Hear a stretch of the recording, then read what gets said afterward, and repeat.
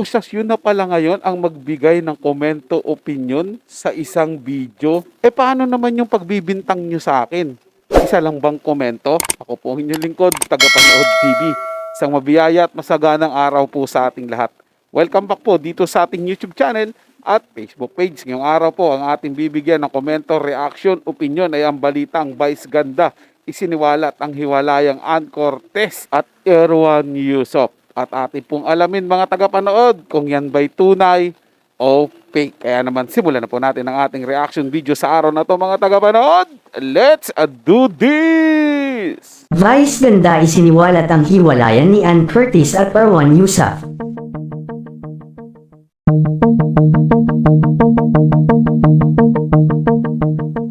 Marami ngayon ang patuloy na nangangamusta at naghahanap sa actress host na si Ann Curtis. Matapos ang halos isang buwan itong hindi pagpapakita sa It's Showtime at ang hindi din ito pagpaparamdam sa kanyang social media account. Hanggang ngayon nga ay patuloy pa din ang katanungan ng mga netizens kung nasaan nga ba talaga si Ann Curtis. Dahil dito samot-sari nang ang espekulasyon ang lumalabas ngayon patungkol sa biglaang hindi pagpaparamdam ni Ann Curtis sa TV maging sa social media platform. Ayon nga sa ilan baka may malaking problemang kinakaharap ngayon si Ann sa kanyang pamilya at sa buhay may asawa nito. May ilan ding nagsasabi na sigurado umanong konektado ito sa buhay may asawa niya kaya halos isang buwan na itong hindi nagpaparamdam. May haka-haka din ang ilang netizens baka umano na ang babae na ang asawa nitong si Erwan Yusuf at pinagpalit na nito si Ann sa ibang babae. Halos 14 na taon na nga ang relasyon ni Erwan at Ann at tila ngayon nga ay humaharap ang kanilang relasyon sa matinding pagsubok sa buhay may asawa nila. Samantala may lumabas namang balita na tuluyan na nga daw na naghiwalay si Ann Curtis at Erwan Yusuf sa malalim umanong dahilan. Hindi pa umano handa si Ann na isa publiko ang naging paghihiwalay nila ng kanyang asawa dahil na din sa ayaw nito na labis na maapektuhan ang kanilang anak na si Dalia. Maging ang It's Showtime family nga ni Ann ay tikom ang mga bibig sa isyu na lumalabas ngayon patungkol sa paghihiwalay umano ni Ann at Erwan.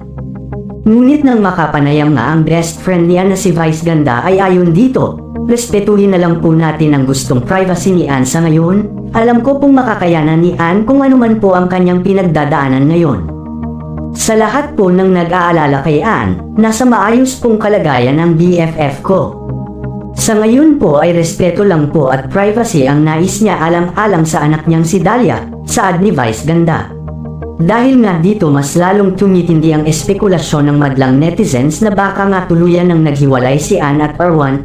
Ayon nga sa karamihang fans ni Ann, sana daw ay kung ano man ang pinagdadaanan ngayon ni Ann ay malampasan niya ito, at nandito lang daw silang fans ni Ann naghihintay sa muli niyang pagbabalik sa It's Showtime. Well, sa akin mga tagapanood, about sa balitang ito, hindi ko po sigurado kung totoo, kung hiwalay na ba talaga to si Ann Cortez at saka si Erwan Yusuf. Pero pag search ko po kanina habang ginagawa ko pong reaction video na to mga tagapanood, nag-search po ko about hiwalayang Ann Cortez at napakadami pong mga lumabas na mga nagbablog din po about sa hiwalayan niya nila. Pero wala naman po akong nakita dun sa mainstream media. Mahilig po kasi mga tagapanood, hindi po kasi mahilig manood talaga sa mainstream mula nung bias po sila magbalita. Well, mga susunod na video natin mga tagapanood, hanap po tayo ng ebidensya about kung fake news ba ito. At kung totoo man mga tagapanood, maglalabas din po tayo ng ebidensya rito. Kasi madalas po ako pa yung napagbibintang ng fake news Nagre-reaction lang naman ako Tinatama ko lang naman kung ano yung mga kamalian na ilalabas nila. Sinasabi ko po na hindi ganyan yan, hindi ganito yan. Pero bandang huli po mga tagapanood, ako po yung nabibigyan nila o nahuhusgan nila. Well, ganun po talaga mga tagapanood.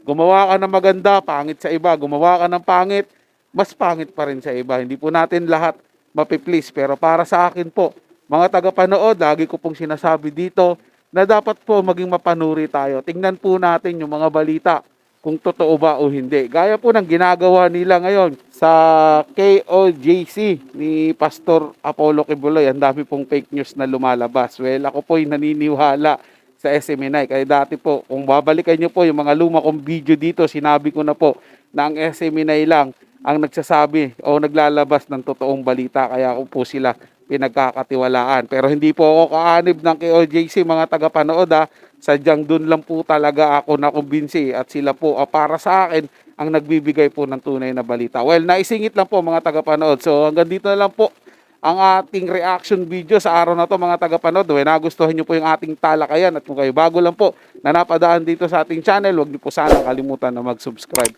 Hit nyo na rin po notification bell para lagi po kayong updated sa mga bago pang video na ating ilalabas. Share, like, and comment din po kayo mga tagapanood. Atin yung babasahin at pupusuan. So hanggang sa muli po, ito yung Tagapanood TV. Komento at opinion lamang, wala pong personalan. Paalam po at mabuhay po kayong lahat.